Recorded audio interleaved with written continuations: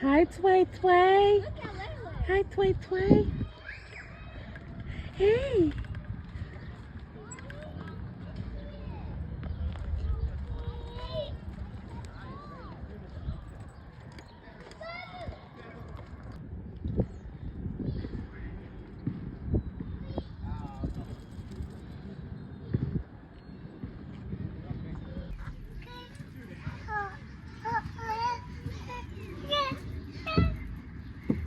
Wait, where are you at? I'm right here.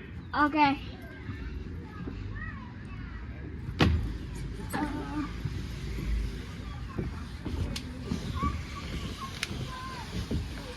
Yay! All right, so we are about to go to this little store, see what all they have in there. It's next to the park. Hold on, because I don't know if I can record. Okay, so I didn't get to like really vlog how I wanted to yesterday, so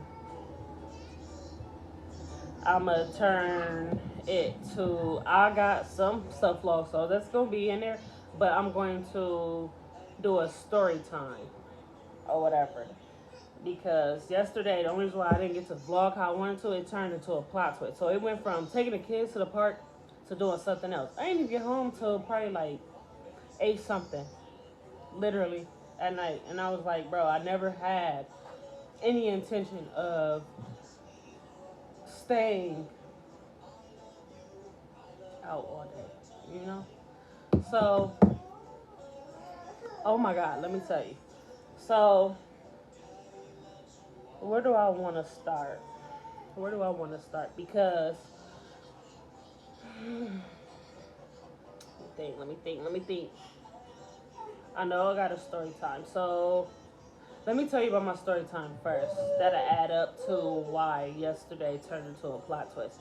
So, yesterday, not yesterday.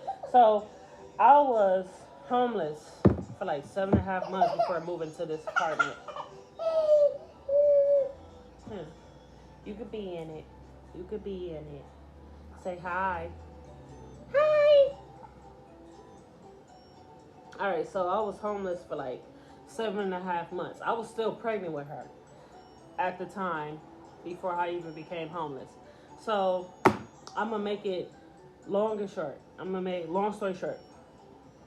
So what made me become homeless, I had been in my other apartment for 3 years. I had been there for 3 years. The last 6 months of the third year, I started having problems. I ended up having a mouse infestation. Mind you, my house was clean, but it don't matter if your house clean or not. They still gonna come in your house if they want to be, which irritated me. So the night of that I found out I had mice, I'm talking about, I'm cleaning the house. I'm not seeing rat poop. So I don't know. It was so weird to me. It was so weird to me. So I'm cleaning the house, not cleaning the house. It's nighttime now. It's nighttime. I'm laying in the bed. I'm watching a movie. I'm still pregnant with her. I'm chilling. Man, I'm talking about laying in the bed. I see something at my peripheral. I'm thinking I see something. You know what I'm saying? I'm looking like, oh, it's probably nothing. I'm probably just tripping. No. You know how at the bottom of the TV, it got like that little space because it's still on the legs? Yes, that's when I found out. So I'm watching TV. I see something scary. What is that? I turn my flashlight on. I'm like, I'm trying to see what's going on. It's a mouse. A mouse. I turn my flashlight on. It's scary. I'm like, oh no. So it's nighttime. I can't get up and leave. You know what I'm saying? Like, I would have to pack up all my kids and go. So I didn't go to sleep. I stayed up all night. I stayed up all night. It was hard. I kept falling asleep, of course. I kept falling asleep, and I'll wake up like, no, because I'm scared he's going to be in the bed with me. So I get ready to take the kids to school. I take them to school. I stop by the store. When I tell you I grabbed so many mouse traps, let me tell you this, though. Let me tell you. I set them. As soon as I got back to the house, I set them. I bullshit you not. During the day, they don't move. So that's why I must have been, I don't know. They don't move. Nothing. Come nighttime, I'm like, I'm still can't go to sleep until I know something. Man. I think I was probably, it hit nighttime. I'm watching TV. I'm just waiting. I think it hit like within 30 minutes. I'm here. Snap, snap. I got so I had bought the sticky ones and the clamp ones, the ones that clamp. I hear those going off. I hear like the sticky ones, like I'm like, okay, let me go check them. By this time, I had put like 10 traps down, maybe 11. Every single one had a mouse. And then 2 of them had 2 mice on it. I'm like, oh, this is an infestation. Because I feel like, and it could be, okay, so the 2 that had 2 mice on it was like, they was little mice, like little babies, kind of. And I was just like, can't do it. So I had more traps. I ended up setting them. And I had, I said like 10 more traps. I bought a lot. Because I'm like, at this point, I don't know if I've had a infestation, but we finna figure it out. So I bought more traps, a whole bunch. I said 10 more down. 3 of them had mice. 1 no more. So I eventually, I think I ended up falling asleep. And by the next day, it got so bad, I feel like they multiply a lot and fast.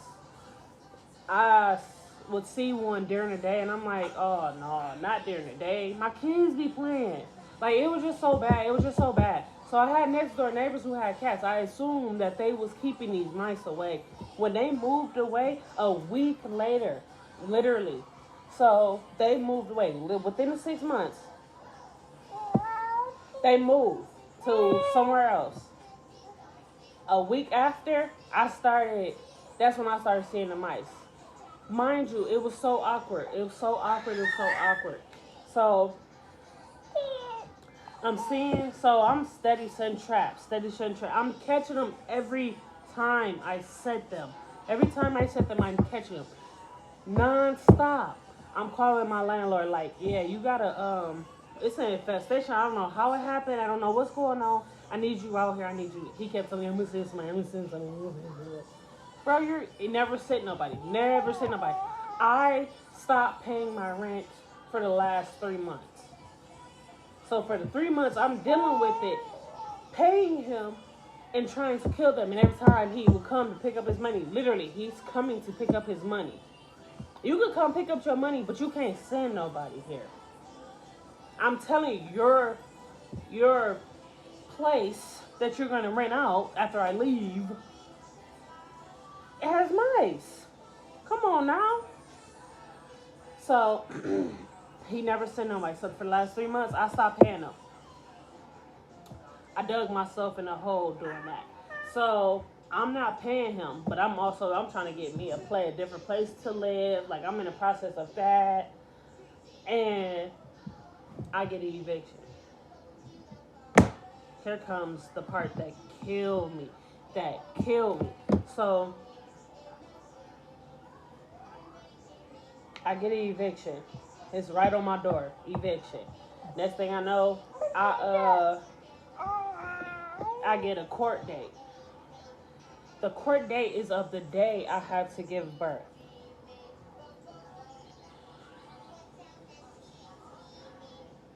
Cool. I'm asking them, can I reschedule? I'm about to give birth today. I can't, you know what I'm saying? I can't, this is life. This is natural. Like, I have to go and give birth. My daughter's been in there for too long now. You know what I'm saying? They usually try to, like, so I'm going to skip that. So I'm like, I'm about to give birth. I need to, like, not, I need to, like, reschedule. Dead ass. The judge, it was so many people in the courtroom, so I had to do it over Zoom. My landlord, their lawyer, my lawyer, some other woman, and the judge. And I'm telling them, like, listen, I'm literally in the delivery room right now. I'm getting ready to deliver my baby. Is there any way that we can postpone it for later, maybe? Or can we postpone it for another day? Because I'm about to give birth. And mind you, my anesthesiologist was holding my phone while I'm giving birth. So listen, I had to have a C-section. And my anesthesiologist, that's my man's right there. That's my man's. So they telling me, no, we can't. We need to move forward in this process. And I'm just thinking, like, damn, y'all cold-hearted, heartless. Mind you, I'm there on the table getting cut open, going to court.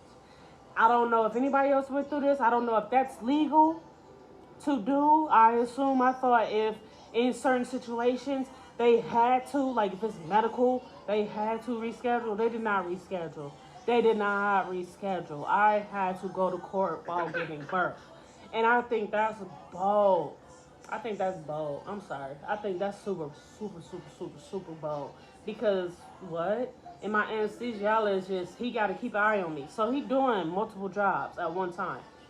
He having to make sure that everything is straight with me. And I'm crying because I'm literally in court while giving birth. And this is supposed to be a moment of me enjoying giving birth and giving a life. So it was just wild. It was wild. When I tell you, that brought me to depression like no other. Like, I felt so depressed, and then postpartum depression, like, I don't wish this on nobody at all. Because it was hard. So, I'm in court, mind you. They ask me questions. Not all the time can I answer them. The judge, like, so-and-so is speaking to you. Are you able to reply? No, because I'm giving birth. I'm going in and out of it. You know what I'm saying? I don't know. Moms who ever had a C-section, you know what it's like. Sometimes you go in and out. Like, you're not all the way there. You know what I'm saying? Like, it was bad. I remember I threw up on court. They like, the judge, are you okay?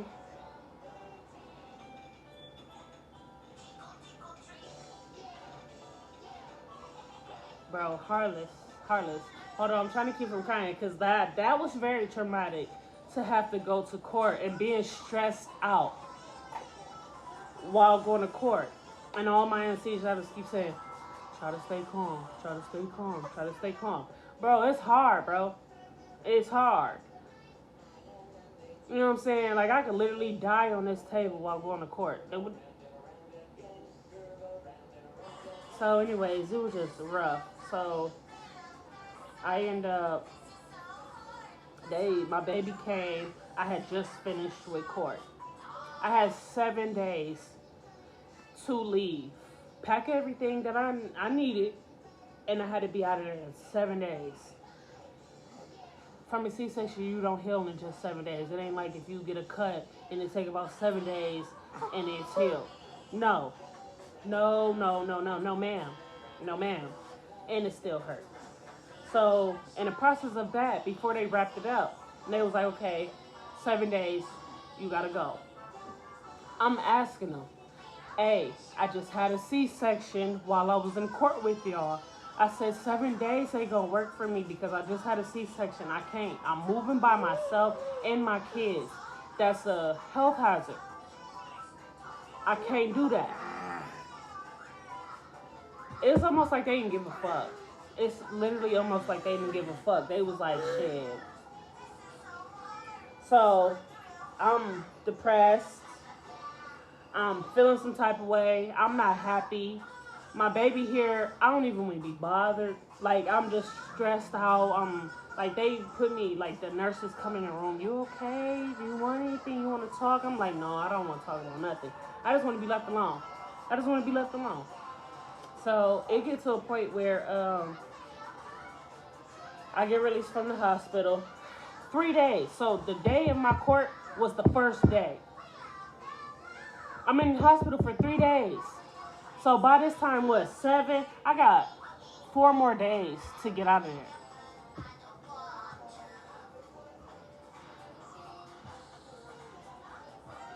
I get home on my 3rd day. I leave. I'm there for 3 days, but the 3rd day, you leave. So I leave. I go home. I got my baby sleeps. Cool, bet. My other kids are with grandparents or other family members while I was giving birth. So I sit down, I break down. I'm crying, like I'm just bawling, like bro, I don't see it. I don't see it. How the world is supposed to be freedom and they're for the people. They weren't for me that day. Y'all did me bold. So I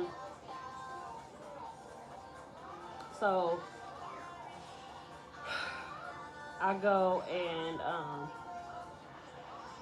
while she sleep, I'm looking like, where do I start? What do I start packing first? My little stuff or my big stuff? So I'm packing little stuff. By this time I'm working myself. When I tell you, so they prescribe you oxycodone when you leave from the hospital. I don't ever take it because it just don't feel right. Taking a drug that can make you addicted and it can make you high like that, like a pill. Like, I don't like that. So ibuprofen and Motrin, I'm rotating with them. I'm flipping them back to back. Like, I'm making sure I'm on schedule with them. So I start trying to pack little stuff. Mind you, I'm still in somewhat pain. It ain't like the pain just go away and I can't feel nothing. I can still feel something. I'm working myself. In these 4 days, I gotta get up out of here. And I got new baby clothes. I got my other kids' clothes. I got beds. I got a couch. I got an entertainment center. Like, all this stuff. Like, I don't want to leave it behind. It put me in a damper. I was finally able to get the stuff. Some of my stuff moved. A lot of my shit had to stay behind. And I'm sick about it. But I was like, it's either my health versus this. I took what I needed and shut out. And I was able to get me a camper. And that didn't work out. I got a camper. I still have it. It just, if you're using it to live in temporarily till you get housing, I don't recommend it unless you got a newer one and it has AC, heat, water, everything works how it's supposed to. Because, no, it was horrible. And I just had a fresh newborn too, and it was hot. I had so it was like she was born in May. So it was warm. So Um, so I go and eventually something happened with those people. I feel like it was a misunderstanding, but there was no reason why to do somebody that bold. But it was a misunderstanding. I'm gonna chop it up as it was a misunderstanding. So I was standing in the back of somebody's yard with my camper and my kids. That didn't work out. I stayed with the friend who is about to be about my plot twist. So I stayed with them for a while. I think like 3 weeks. I'm out of there now. I went to a shelter. I'm like, I need help. Like by this time, it's been some months, and I need to go. So in the midst of that, I am filling out applications for places to live and putting money to the side and paying the deposit, like the application fee and stuff. Like I'm doing that by the grace of God. I got a call back for this place. Hey, you made it to the top of the list. Can you come in and fill out some more paperwork? That I want to say a week go by, I get an email, you've been approved. We'll let you know your move-in date. The last tenant that was here, we had to fix the window. We got to fix the window. It got messed up. Cool. As long as I know I got a place coming, I'm fine. So, January 3rd, my move-in date. I'm balling. I'm all tears of joy. I was all tears and joy when I had to go back to my mom's house because for the last 3 days, I stayed at my mom's house because I was staying in the hotel too. So I left the hotel because I was like, I can't keep paying. Once they told me I got approved and they just waiting for my moving day, I left because I was like, I need to be able to have money, extra money, so that I can make sure everything's straight because I got kids. They got to eat. So I go to my mom's house. I stay there for 3 days. January 3rd come, pack all my stuff. I go and sign my lease, pay my deposit. After that, I shoot back to my mom's house, pack everything up, come back here. That's when the tears started falling. I'm like, thank God. In the midst of me being homeless, I've come in contact with so many people that will use you and take from you and abuse you at your lowest and do not carry you at your lowest. They didn't even blink an eye and like, do you need anything? It was, hey, can you do me a favor? Can you do me a favor? Hey, I need this from you. Da, da, da, da. And I'm thinking like, I need it more than you. You got a house, you got a car. Yeah, I got a vehicle, but I don't got no house. I'm struggling. Like, bruh. I learned my lesson. Now I don't have friends. I literally don't have friends. I got maybe one or two that I communicate with, but like, I feel like having friends is overrated because ain't nobody genuine like you. Especially if you really a genuine person and really care about people and you really don't want to see somebody hurt. It ain't too many people like that and I ain't ran into them yet. So, let me see. So, get my apartment. I'm geeked. I'm like, alright, bet. Let me get some food in here. Let me start moving some stuff in. Blah, blah, blah. And I've been here for 3 months now. And it feels good because I'll be walking around like, can't nobody tell me nothing. Can't nobody make me feel weird. I don't got to talk to nobody if I don't want to. Like, I don't know, it's a good feeling. But here's the plot twist. So, I took the kids to the park. When I got there, I ended up meeting up with a friend who I was staying with for the 3 weeks. I had moved some stuff in his garage. So I had stuff in the storage, and I had stuff in his garage. The stuff in his garage, some of the stuff got ruined. So I had to get rid of stuff This is the plot twist. I had to go take the kids to the park, then go back to his house and take stuff out the garage I didn't want anymore that was either messed up or I didn't see any use for it anymore. Bruh. I left for the park at 2-something. I was probably there for maybe about an hour and a half. And the rest of the hours was to do the garage. I didn't want to. It was hot yesterday. It was hot. I'm sweating. You see this? This is from yesterday. My edges was flat. They was looking cute. No. So, hold on. So, yeah, that was rough. But,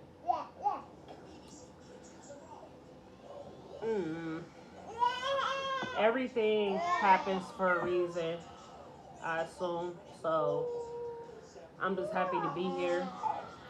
And, yeah, but I like depression though wise, like anybody who dealing with mental health and you come across my video, I'm open ears. Not a lot of people gotta come with open ears and don't listen to you. I noticed that you could come with a problem, you trying to talk to them, they come with their problem too. I'm not trying to hear your problem. I need to get mine off. Like I'm letting you know, this is my first step before I start choosing other steps. Stop. So, yeah. But I got a few things to do around the house. I'm not vlogging that. But I just wanted to have a little story time and give y'all a little background of me, like, yeah. But until next time.